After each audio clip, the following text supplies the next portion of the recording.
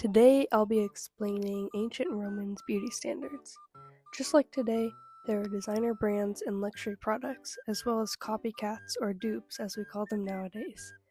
Though the ingredients were quite different from the ones we use today, the way they applied beauty products is surprisingly familiar. From makeup to perfumes, ancient women knew how to create a look that expressed wealth, status, and individuality. So let's take a deeper look at ancient Romans' beauty standards, what they used, and how they tried to meet them. Before we get into what exactly Roman women used and the beauty standards they followed, we must understand how these ideals sprouted. Roman literature, like the works of the poet Ovid, offered advice on how women could disguise their imperfections, things like shorter lashes or a larger nose.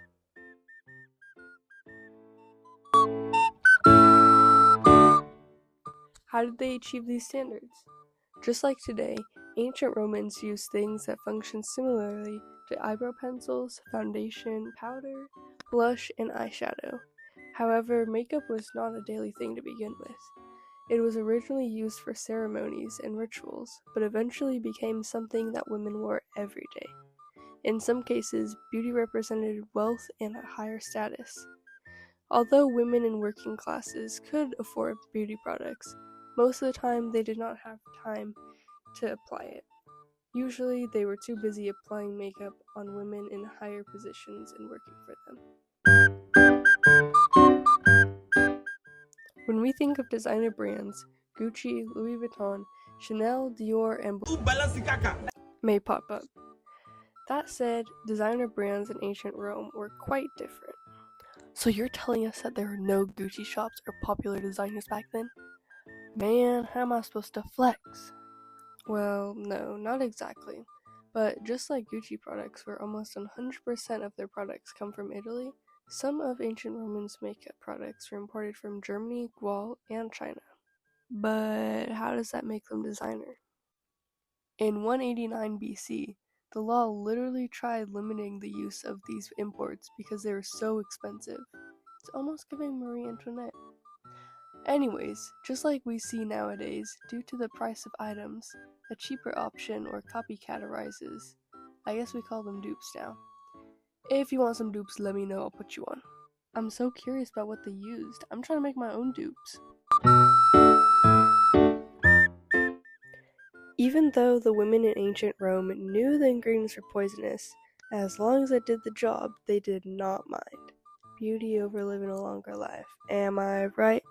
Oh, brother, this guy stinks! Anyways, to begin, since women chased a pale skin type of look, lead powder and face masks were used for whitening the skin. As of the days we are living in now, most people stick with the foundation the same color as their skin. Except, of course, if you are James Charles.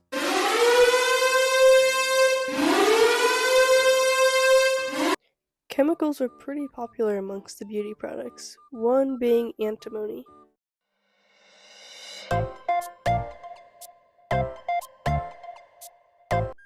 This chemical element was used as well as soot for darkening eyebrows and eyelids. As a way of applying these to the eyelid, Romans used glass. In addition to the eyes, saffron, ashes, minerals, and other colorings were applied to create that smoky shadow look. Lastly, blush.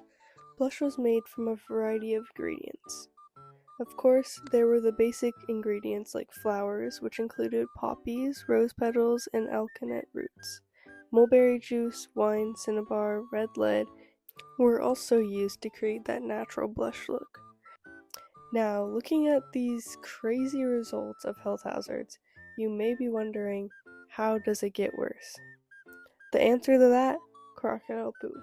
They believe it helped the skin and beautified it. Maybe they reached out with the crocodile spirit and asked for advice, or had a surplus of dung. Honestly, some ideas are mysteries. As you've heard today, the beauty standards of ancient Rome shared similarities to present-day standards.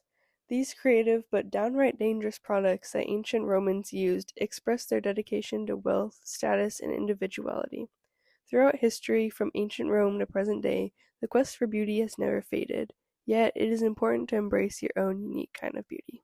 I just wanna be part of your